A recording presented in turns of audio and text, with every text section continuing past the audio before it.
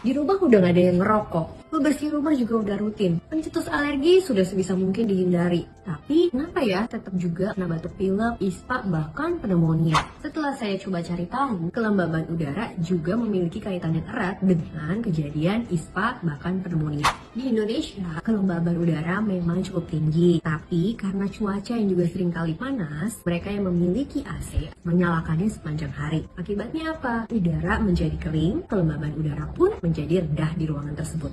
Mukosa saluran nafas pun menjadi kering, kemampuan untuk membersihkan kuman dari saluran nafas akan terganggu. Virus, bakteri, jamur akan lebih bertahan lama dan juga lebih berkembang biak.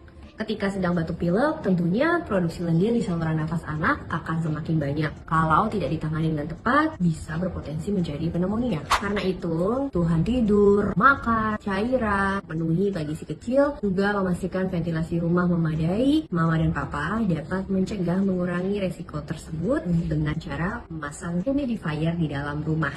Dengan pemasangan humidifier, maka kelembaban udara di dalam ruangan bisa di bawah 60%.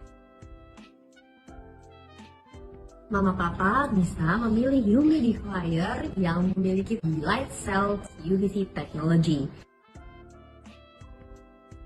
Semoga segala upaya usaha kita akan membuahkan hasil supaya tumbuh kembang si kecil senantiasa optimal.